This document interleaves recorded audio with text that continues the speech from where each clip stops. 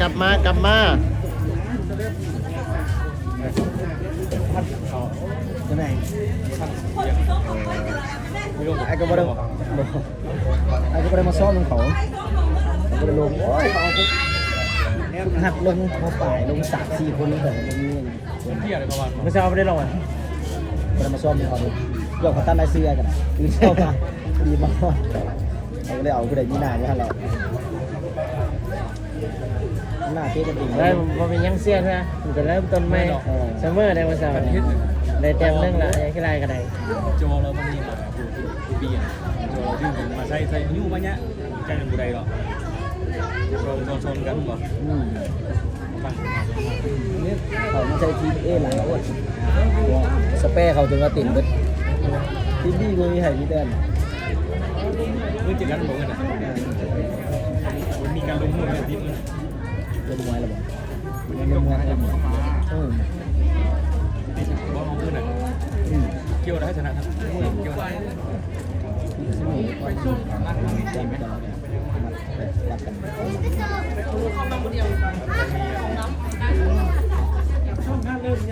แล้วดีเที่ยกับหูเนาะนี้เนาะคือทีมมันนี่ค่อยเพาะค่อยกินเขาได้ไปไส้บางตรงนี้กรรมการจีให้เป็นบ้านของเหมือนกันอีกครั้งหนึ่งเหมือนกันโยนมานะตัวนี้มาอยู่ที่หมายเลข10สิต๊อกเปิดคือมาดูนี่ไอ้นุ่มขายเยอะบอกให้พันต้องมาทำมาดูที่สันไส้วางเงาขึ้นบรรณามีดวงวันเล่นปั๊มตรงนี้ถือว่าหมายเลข16บอกให้พันนะสมบูรณ์สกัดบัตรเอาคางไปเสียบัญโยนให้องศาอีกครั้งหนึ่งจากด้านข้างองศาโยนเข้ามาด้านนี้มีดวงวันขึ้นโอแกนหัวเข้ามาด้านในตรงนี้ถือว่าออกหลังไปเองอนุวัตวางเงาขึ้นมามีสิต๊อกแต่ว่าอนุสักบังอนุสักดึงจังหวะลูกนี้เสียจังหวะไปแต่ว่าได้บัตรไหมว่าสิต๊อกเข้าด้านหลัง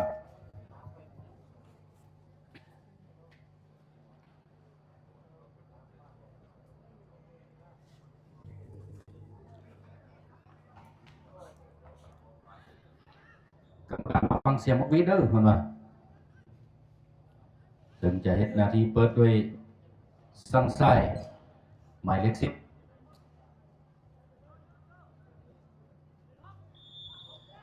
สังไส้ตั้งป้อมยกไปหน้าประตูลูกนี้แล้วดูว่าโบซื้อประตู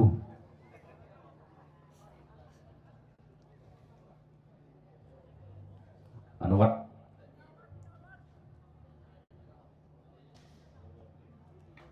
ตั้งท่าแล้วจะเปิดจากหน้าประตูตัวเองวัดวางเงาขึ้นมาตรงนี้ถือสมคิดปั่นถึงสันไส้วางเงาจะให้โอแกนจะมาถือผู้เล่นของมันขึ้นตัดมาได้โดยหมายเลข12ดึงจังหวะอยู่ดาวไทย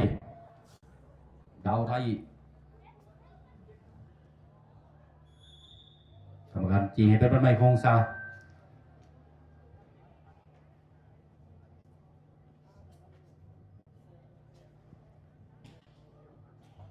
โอแกนลงไปนะกรรมการจีให้เป็นบันไม้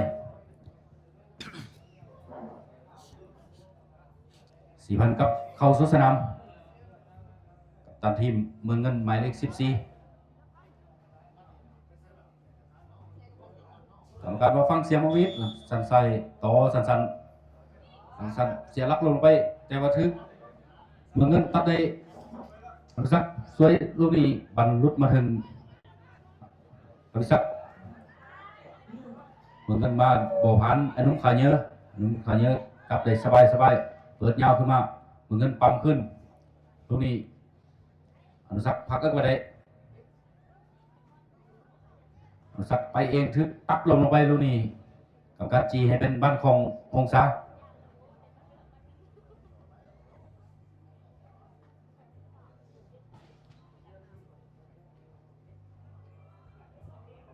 องศาได้จบจากด้านข้างโดยโจ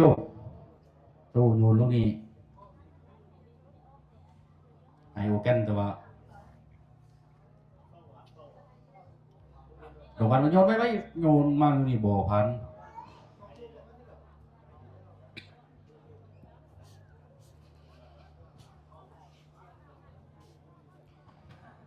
เหมือนกันมีผู้ลินบาดเจ็บขอแพทย์ประจำสนามด่วนหน่อย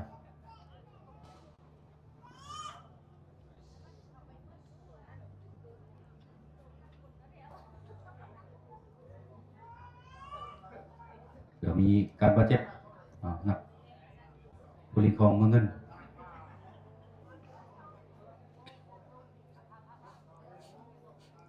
ตัวของศาสตร์ก็จะมีการปรับเปลี่ยนตัวผู้ลินนะ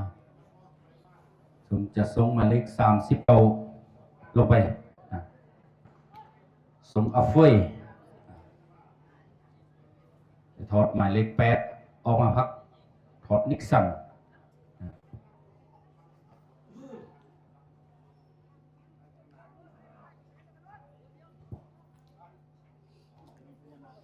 เอาแกนพักก็ได้เอาแกนดึงจังหวะ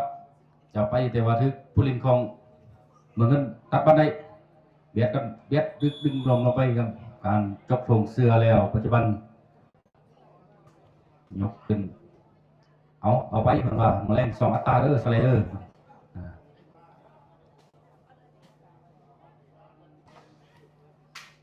โอเคได้พัดเรื่องไป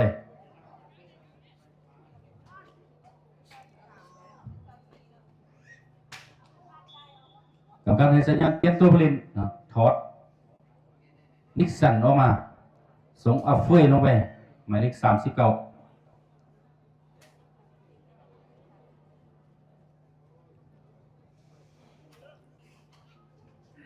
ส่งเกมบุกเข้าไปก่อนนะ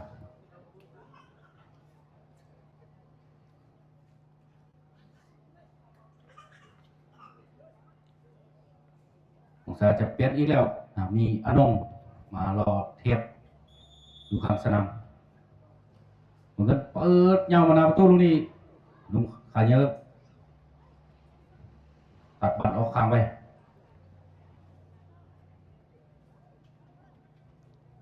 เกิดเป็นบัตรโยนจากด้านข้างของเมืองเงิน17 นาทีโดยหมายเลข17ทองรุ่น7 นาทีโยนจากด้านข้างทองรุ่นโยนเข้ามาด้านในลูกนี้จะให้4,000แต่ว่าคือเกี่ยวออกมาก่อนฝั่งยาวขึ้นมาอยู่ที่ดงวันไปเองบอกเปิดออกข้างไปให้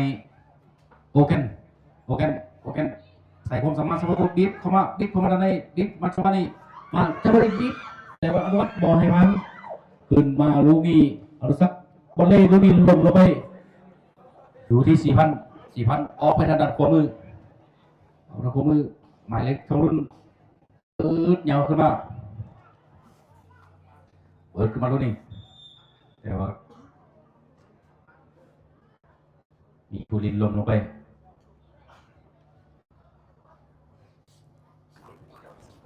ส้มแต่บ้าห้องซ่าเลยบ้ามึงเงินผสมธรรมดาหรือว่าเอาวอก็ได้เนาะคนละหน่วยเนาะเอลอันตัวผู้ลินอีกครั้งหนึ่งมีอนุมายืนรอท่าผมว่าจะทอดไปออกส่งอนงเข้าไปเติมเก็บบุก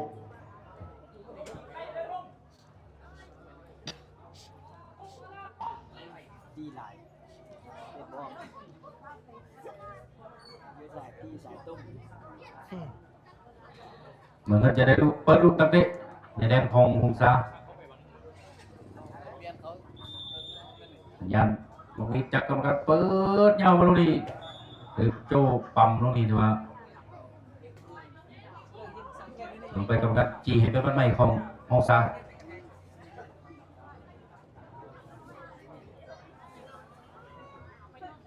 เบื้องนี้มันสูงกว่าว่ะสมคิด7 นาทีเปิดลูกตั้งเตะมันนานนะ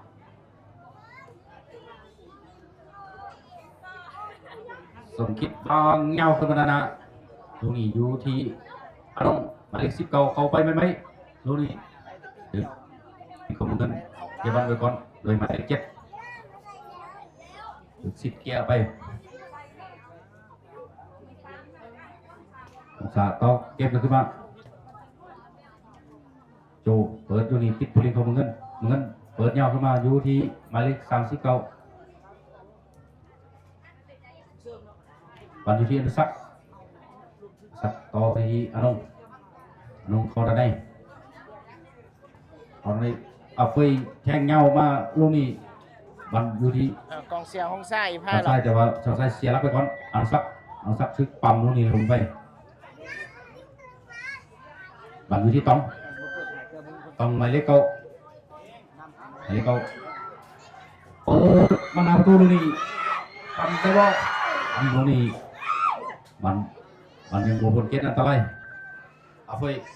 ฟยดึงจะให้สั้นไส้แต่ว่า ไปนั่นได้สัน อยู่ลูกนี้กรรมการว่ามานี่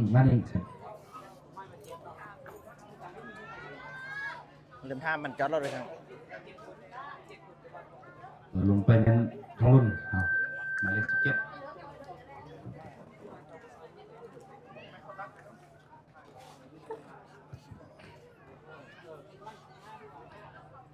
เหมือนกันก็จะปรับเปลี่ยนตำแหน่งตัวผลิต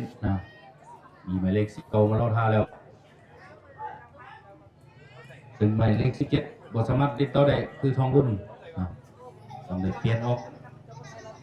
กองเสียงนี่ไล่เราเว้ย ต้องได้เปลี่ยนทองรุ่นออก ขึ้น ไป แล้ว พักถือว่ามีการบาดเจ็บกรรมการให้เอาออกค้างสนาม ชื่อสีแดงชื่อบ่เห็นใช่ไหม ส่งหมายเลข19เข้าไป ชื่อสีแดงจึงเห็นมันบังครับสีเหลือง ส่งคำใหม่เข้าไปหมายเลข19 เดี๋ยวไก่เห็นยังเด็ด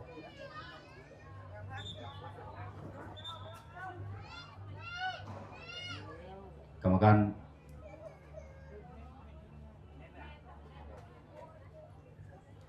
ว่าต้องใส่เซฟตี้นะแข้งลักษณะแข้งไปก่อน เอาแดงแล้ว ตามใจ FC ซะ แดงแล้ว ระบบ เอา ปฏิบัติตาม สมใจ ก เจ้า ติ สาว กานี่ต้องได้รับของขวัญรางวัลเป็นว่ากรรมการมามานี่อยู่ได้มือ มือสัตว์แต่เสาจำ ปฏิ เล่ บั น ติฮับไป2อัตรามา เขาอยาก ไปเวียง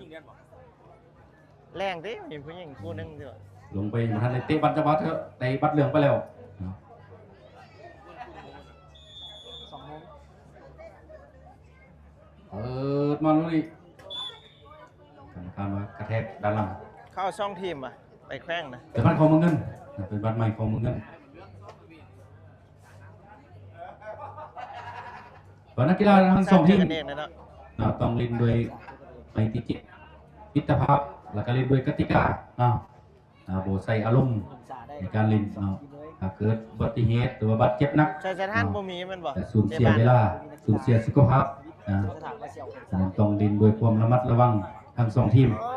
คิดว่าไม่อยากมาเจาะดักเนี่ย เมื่อได้รูปตั้งเตะอยู่ในแดนของหงสาการว่ายกบอกวิทย์ให้ฟังเสียงบอกวิทย์อย่างเดียวคนว่าบ่ต้องฟังเสียงใครการให้สัญญาณแล้วยิงเองเลยตรงนี้สุกัดออกมาครับสบาย กินนั่งจิบก่อนครับเต็มที่ ตะเว้นเลยวะเอาแต่เศร้าเลยวะปิ้งแต่เศร้าเลยวะ เบิ่งวางเงาขึ้นนาบ่มีไผนี่มันเงิน 4,000 แต่ว่าถือโจมาปั๊มก่อนเงินปั๊มขึ้นมาเอาสัก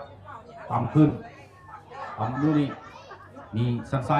แต่ว่าวางเงาขึ้นนามีดวงวันแล่นไปลูกนี่บ่ถึงผู้สาวตู้อนุวัตออกมาครับไปก่อน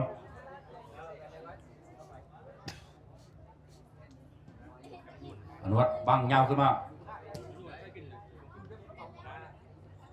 ปั่นอยู่ที่อนุสักดิ์คือนามีเฟยอนุสักดิ์ถูกเสียบลงไป การเรื่องแล้วเนี่ย ให้สัญญาณบอกนิดเป็นบ้านใหม่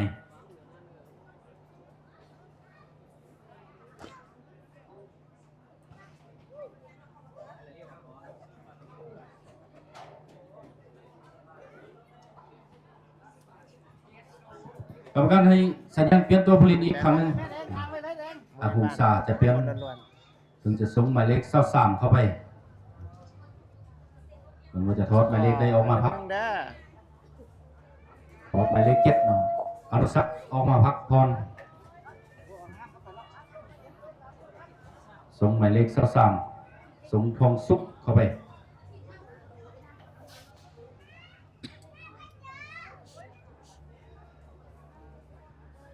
ทองสุขนี่ก็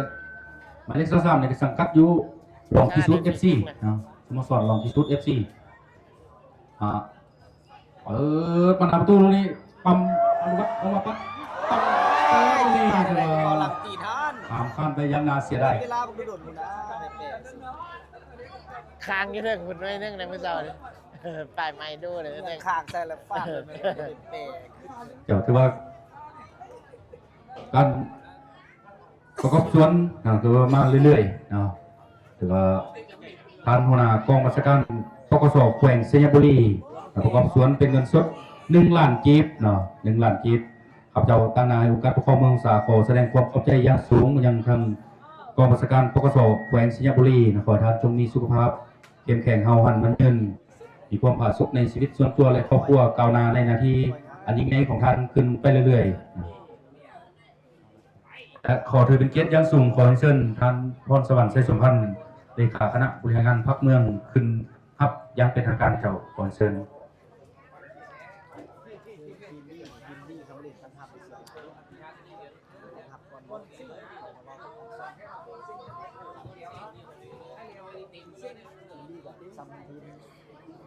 เจ้าการประกอบสวนจากท่านหัวหน้ากองราชการป้องกันแขวงสยบุรีและอีกทั้งขอแสดงความขอบใจอย่างสูงอย่างท่านหัวหน้ากองราชการปกส.แขวงสยบุรีขอท่านจงมีสุขภาพเข้มแข็งเอาหันมายืนมีความผาสุกในชีวิตส่วนตัวและครอบครัวก้าวหน้าในหน้าที่อันยิ่งใหญ่ของท่านขึ้นไปเรื่อยๆเจ้าขอขอบใจสังคมสุดท้องรับชมการแข่งขันกีฬา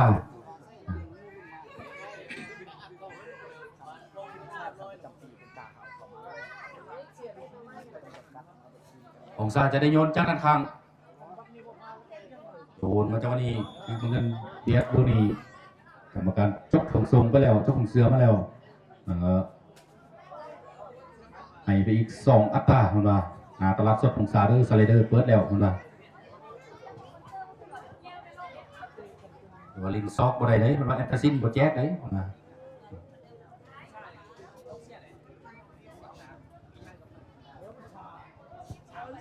องศาได้ลุกตั้งเตะอยู่ในแดนของเมืองเงิน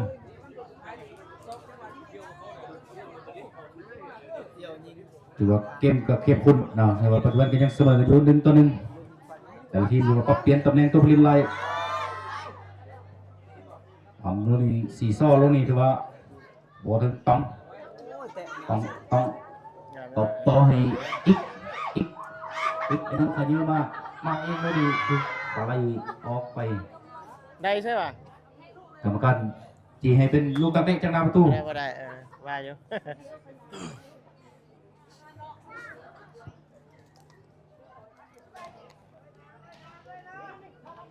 ลูกตั้งเตะจากหน้าประตูของเมืองเงินซ่อมมาเอามาคนใส่ทีเหยาวขึ้นมาลูกนี้เงินปั๊ม มันเงินกาลิ้นนะบ้าน พามาเองเอาให้หมายเลข79ทัศศักดิ์ไปเองได้บ่มาที่หมายเลข7 10เปิดลุยติ๊กผู้หญิงของมาอยู่ที่องศาอยู่ที่สันไส้เน่าขึ้นมานี่ต้องต่อคือผู้หญิงของเมืองตัดบันออกมาก่อนคือลงกันถือเบียดลงไปบัดมาเงินก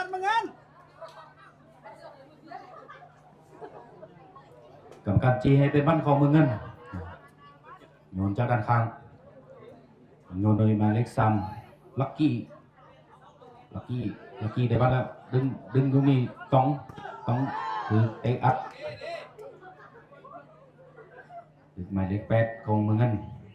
อัดไว้ในแสงจันทร์หมายเลข8เส้นบ่เห็นแล้วน้ำฝนตกเนาะ ลักกี้จะโยนจากนั้นครั้งโยนให้สิต๊อกถึกต้องถึกเบียดสิต๊อกจะไปเองแต่ว่าถึกท็อปปี้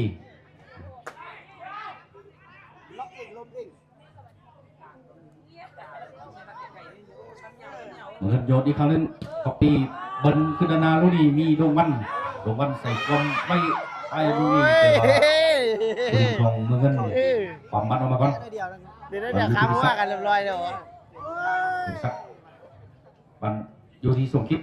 ดแทงมาอยู่ที่สันไส้ออกข้างไปให้มีอนุมี ลากมาแงก อนุเปิดมานาประตูนี่ปากมาเลยนี่ทันบอต้องทันบอทันนะครับ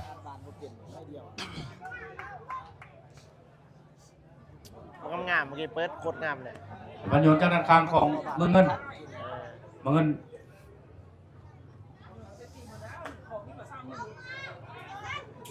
โยนมาที่สิต๊อกหมายเลข10มาเองจะบอกเฮียเฟยนำกดอยู่มาที่หมายเลข18หมายเลข11กุ้งสีมาที่หมายเลข12หมายเลข2ดาวไทยหมายเลขพุทธีคืออิบบังไว้อีกนุ่มขยเยอะบังเงาขึ้นมาด้านหน้าลูกนี้ตัดบันเข้าประกันจะมาให้ 4,000 จะบันหมดถึงต้องตัดบันไดต้องตีอันนี้เสียบลูกนี้ถือว่า สกัด หรือติดบล็อก สกัดได้ ก่อนเนาะติดบล็อกผู้เล่นของเมืองเงินก่อนยังได้ลูกตั้งเจ๊ลูกตั้งเจ๊ของฮงษา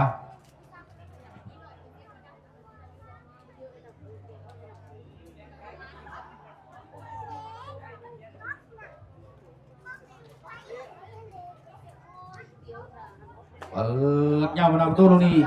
ปั๊มเงินโบถึงตรงนี้ยังบานยังต้องนำบันอยู่ดีโจขอบันอยู่ต้องเบียดตรงนี้ลงไปคือปั๊มตรงนี้ต้องการจีให้เป็นบันตั้งเตะจากหน้าประตูของเมืองเงิน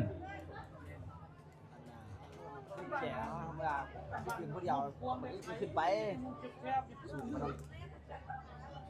ได้เบ้ว่า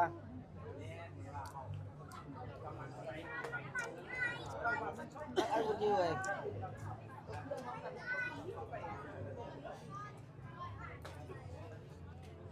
โอ้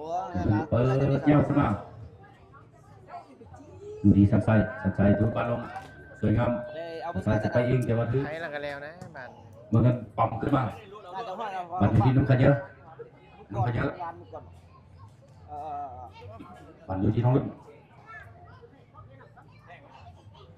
เอาไปจะไปเองจะมาถือตัดเลยสิให้เมืองเงินตัดบันนี้เลยหมายเลข8หมายเลข7ต่อมีหมายเลข12ออกไปจากด้านขวามือดึงจังหวะอยู่ที่หมายเลข12อีกครั้งนึงเตะบันโบพันสมคิดต่อให้โจวางเงาขึ้นมาด้านหน้าลูกนี่มีอนุคือเบียดบันออก ก็ผมว่าเสียบ้านดีเว้ย กรรมการจี้ให้เป็นบ้านใหม่ เก็บได้ทุกลูกเลยตัดบ้านได้ดีขนาดเก็บ เป็นบ้านใหม่ของเป็นบ้านลูกตั้งแจ้ของซา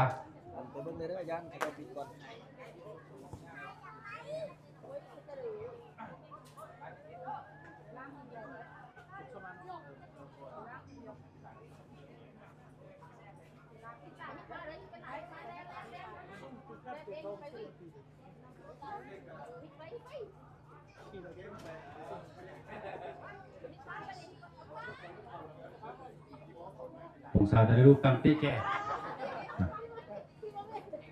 เป็นเด็ดนาทีโดยดวงวันหมายเลข34มาหน้าประตูลูกนี้ปั๊มต้องนำมาต้องนำเปิดเข้าไปหน้าประตูครั้งนึงปั๊มเลยบอลที่ไหนลูก4,000ปั๊มบล็อกขึ้นมาแก้ไขขึ้นมาหมายเลข18จับบันไปได้ พร้อมกันอีกจังหวะนี้อนงข้ามาเองอนงปั๊มเข้ามาในลูกนี้ถือเกี่ยวมาก่อนสันไส้ยิงเดบอสันไส้เปียกดึกเขาจียุคืนมาที่ลุงกันเยอะตังปอมเปิดเก็บปืนปังซ้ายเงินมา จ่ายออกเปียกกระบอก แต่ว่าสุดคิดมาสวยคือเปียกลงไป อ้าวพวกฝ่าวจาน ท็อปปี้บังท็อปปี้หมายเลข3ท็อปปี้ไปเองเดบอต่ออยู่ที่ต้องเบียดลงไปลูกนี้กรรมการจีให้เป็นบันโยนกระดาษคางของสายอีกคนนึง หลังนี่เด้อมาท้าย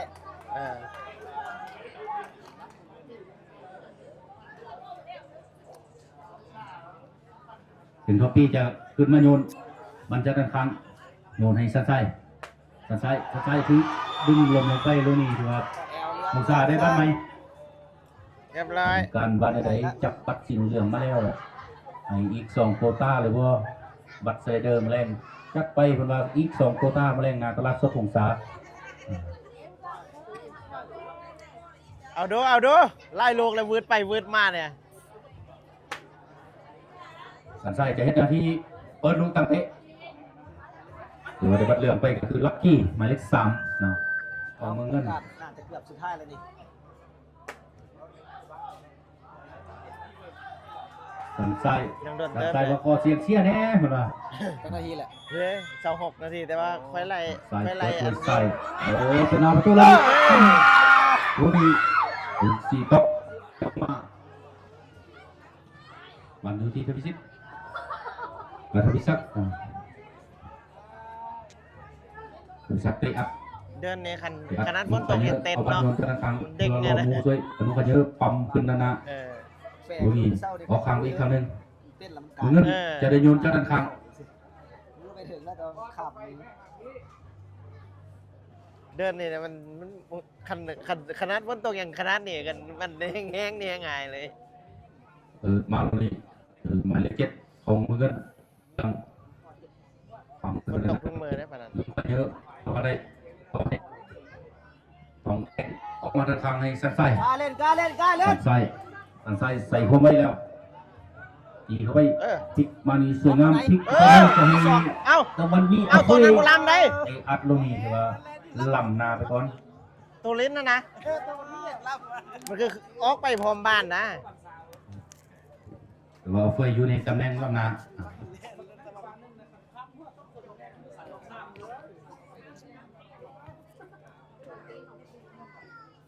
ลำน้าไปยังสวยงาม 45เต็มเลย ลูกตั้งเตะจากหน้าประตูขึ้นมานี่โจ 40ป่ะ รักขึ้นมาเฟยปั๊มลงนี่คือมันกันนี่คือมันนามี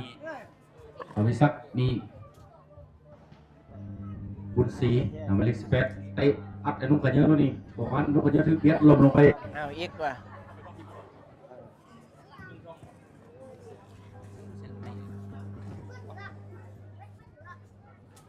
วันที่ยังไปอ่ะคนน่ะ สเปน 28ว่ะ แล้วอยู่นี่30 โอ้30 23 5มื้อดี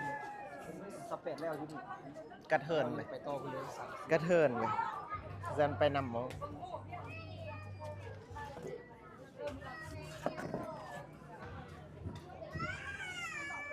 มานุ่งกันเยอะเบียด ไปเบิด2ทีเปิดพวก เป็นลูกตั้งเตะจากหน้าประตูของฮงซาเดี๋ยวปัจจุบันยังเสมอกันอยู่1-1เดี๋ยวเป็นเลขงามเลข11น้องแรกนี่เป็นว่า พุทธเขาเลือกกันว่าไปแท้ๆผู้ที่ไม่ติดสกีเดียวสมองนะครับ4คนซะแม็กหาเรื่องเข้าไปนี่สินะอันนี้บอกกันนี่เบิด22คน มาเลยโจเอาไปเปิดยาวมาอยู่ที่หมายเลข16ของเมืองเงินขึ้นดึงจังหวะวันแนะนำ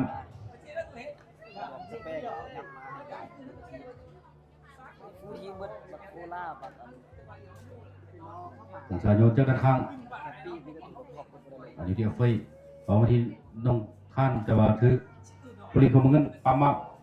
ตรงนี้ส่งคิดปั๊มขึ้นพัฒนา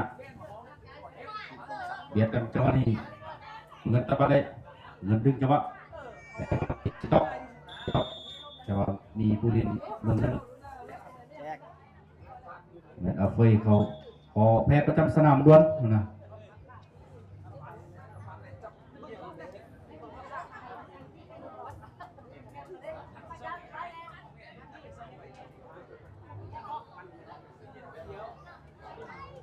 หรือว่ามีอาการขาปั่นนะ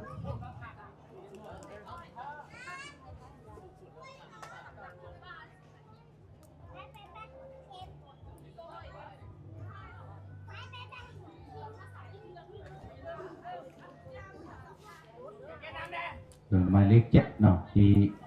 มีการบาดเจ็บก็คือ10ถือว่าเล่นต่อได้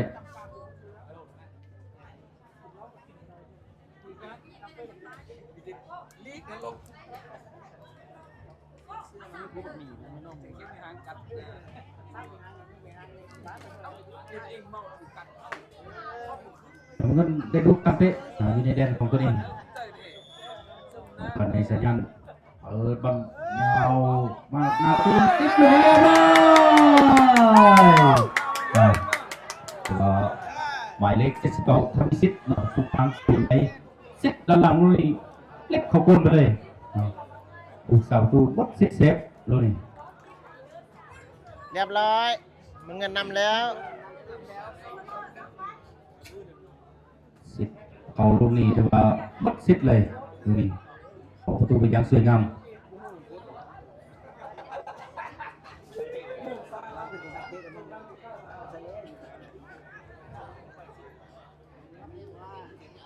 ใส่เกียร์บันดงวั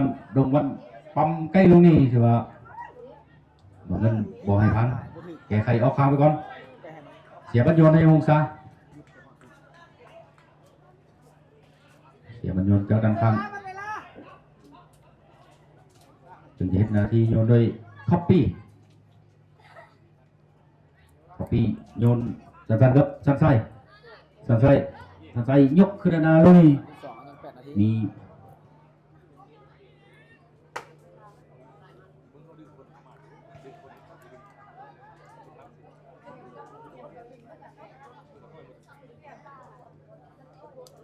องศาจะมีการปรับเปลี่ยนตัวผลิตมีหมายเลข11โคล่ามายืนขา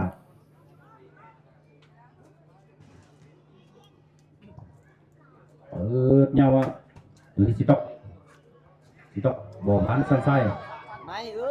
ตกคนในมีอัฟเฟยขึ้นอยู่ที่ตองดิดให้อัฟเฟยอีกครั้งนึงอัฟเฟยไปได้บ่ส่งตัวนึงอัฟเฟยดิดอัฟเฟยขึ้นตรงนี้บ่ไว้ว่า3ตัวนึงนี่ไปบ่ได้เดี๋ยวจะไปต่อก็ไปบ่ได้เพราะว่าขอให้เป็นได้เพียงแต่ไอ้น้องเท่านั้นกรรมการนี้ในสัญญาณเปลี่ยนตัวผลิตจะทอดหมายเลข6หรือบ่ส่งหมายเลข11เข้าไปทอดหมายเลข9เนาะทอดต่องมาส่งโคล่าเข้าไป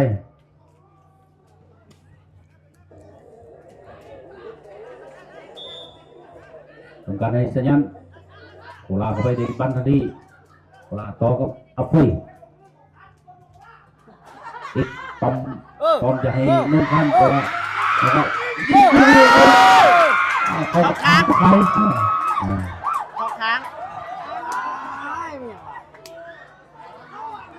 ชั่วตายใช่ใช่ป่ะ หรือว่าเข้าค้างตะไคร้ดูนี่นะ เน่งๆกูเดียวโอ้บักนุงอยากให้กูจะกินเรียบๆปักหักนางพึ่งยากน่าจะสนุกไปก่อนอย่างไทยเจ้าว่า ไม่หมดแล้วค่อยไล่ซากว่าเวลาเขาอันนั้นเองฟื้นยังน้อยกว่าต่อทางหลังลูกนี้หมายเลข12ครับไปอีก1บัตรเนาะอีก2อัตราแรง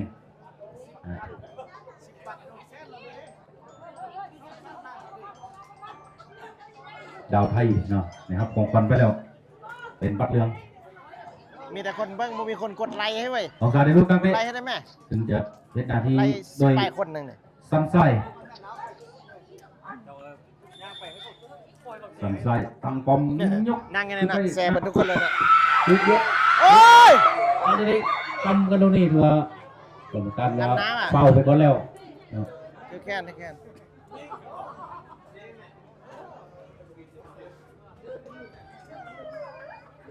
มึงเงินสีฟ้าเด้อหงซ่าสีส้มสีส้มหูสีแดงหู ในบันตัดเตะจากหน้าประตูของเมืองเงิน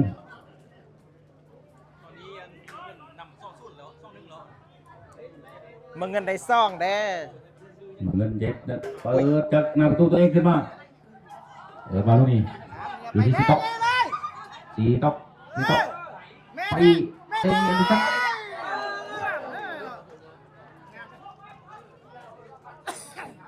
กันสักมาตั้มลงในตัวยังกันยังครับได้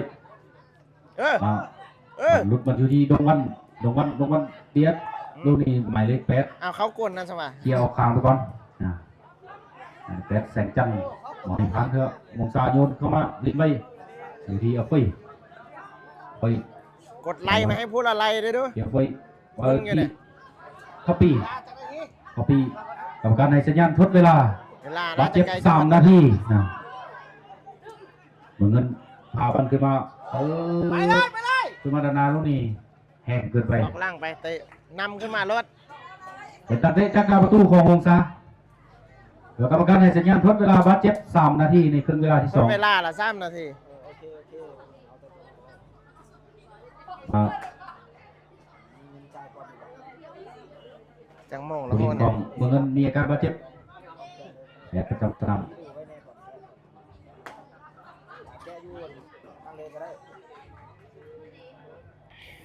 แผลว่าออกมาปฐมพยาบาลเบื้องต้นอยู่ข้างสนามก่อนนะ ในหนึ่งแต้มครับไม่จุดเลยอ่ะไม่ได้อย่าง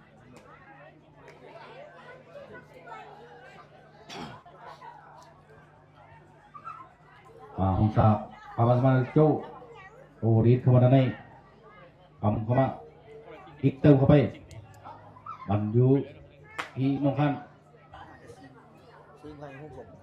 เหมือนเงินดีข้ามฟากขึ้นมามีสมคิดผู้เดียวแล้วนี่ดูกันออกมาสวยดูกันพวงออกมาดีท็อปปี้ไปเองว่าท็อปปี้สปีดไปแล้วอัพตรงนี้มันยังไม่ได้ทำเลยว่าเป๊ะ ได้เต็มมุมปะยังน้อยก็ได้เต็มมุมปะ นาทีตรงนี้ดีดูกันพี่เจ เด้งแหงหน่อยนี่กันขึ้นไปสารวัตร ไปเบิร์ดทัน เริ่มขึ้น ไปเบิร์ดทันจ้องมาคิดไปคนเดียวพอแล้วนะ องศาจะได้ลุกตั้งเตะแก่สุดเห็นนาทีเปิดโดยสั้นไส้ เสียที่เรา มึงเงินจะมีการเปลี่ยนตัวผลิต แต้มหนึงเก้าวันเนาะ กันเสมอเนาะ ยังเสมอกัน ผมจะ วัดกันตามหลักมา หมายเลข32เข้าไปแทนหมายเลข18หรือว่า เขาคิวนาทีที่38 สั้นไส้ยาวเข้าไปลูกนี้ เราสองวันไหน วัน ห้ามเลย บังเล่ลูกนี้คือเรา ไปงัดขึ้นหาสแตน ทำพลาดไปนะเสียได้ เก้าอีกแล้ว19นี่ มีการเปลี่ยนตัวผลิตของมึงเงินเปลี่ยนออกหมายเลข18ออกส่งหมายเลข32เข้าไปสูงคำพี่ เต็มไปเต็มที่แล้วเนี่ยอ๋อได้ ว่า 3 คำ แต้ พี่ ม จะไปปิดตำนานหรือเปล่า องซ่าเจ้าเนาะ กันสมมติชนะ บ เนี่ อย กว่าตื่นมาให้ตับแต้มซินดี้มี2แต้ม ลูกตั้งเตะจากหน้าประตูของเมืองเงินเขามีซักขอบัตรอยู่ถึงกันอยู่ที่สันไซตะบันในเขาด้านในอัฟเฟยโคลาเตะลงนี่ดีว่า ไม่ลงไป นำพันธุ์ว่าเอาลูกตั้งเตะแก่ว่านี่สันไซหรือว่าจะลิมซันหรือว่าจะเปิดเข้าเลยเปิดเงาไปหน้าประตูดูนี่บอลถึง เก้าละเก้า มัน ละ ย้อนขึ้นมา แงะซ้าย อยู่ที่อนง เอามา เปิดเข้ามาเลย เอ้า เอาไป โอ้ย โอ้ท่านบันอยู่ที่อนงอีกครั้งนึง เออ แต่ว่าทึกผู้ลิของ เดี๋ยวสักนาทีนึง เหมือนเงินลงฟาวลงไป น กรรมการว่าได้ไหน เอาบอลบ่ บอลเอาเสื้อไป เอาเสื้อบ่เอาไว้อีนอนเนาะก็จะเอาเสื้อไปให้โอ้ยอกกันเด้อมันม่วนเปิดใหม่ไว้ วันนี้ช่วงท้ายของการแข่งขันกรรมการเบิ้งเวลาแล้ว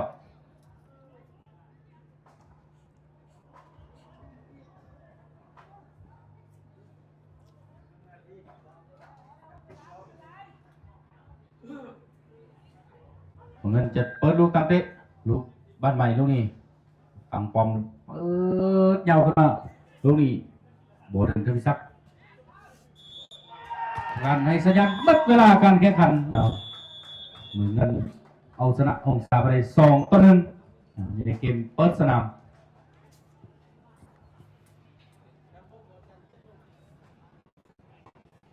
มาฮอนี่การแข่งขันกีฬาบาสเตะฮอนี่คือว่าสิ้นสุดลงเนาะแล้วฮอนี่ข้าพเจ้าถือว่าสำเร็จหน้าที่ในการพากสนามเนาะถ้าผิดพลาดประการใดขอโทษขอให้นำมาทานเนาะว่ามันพบกันไหม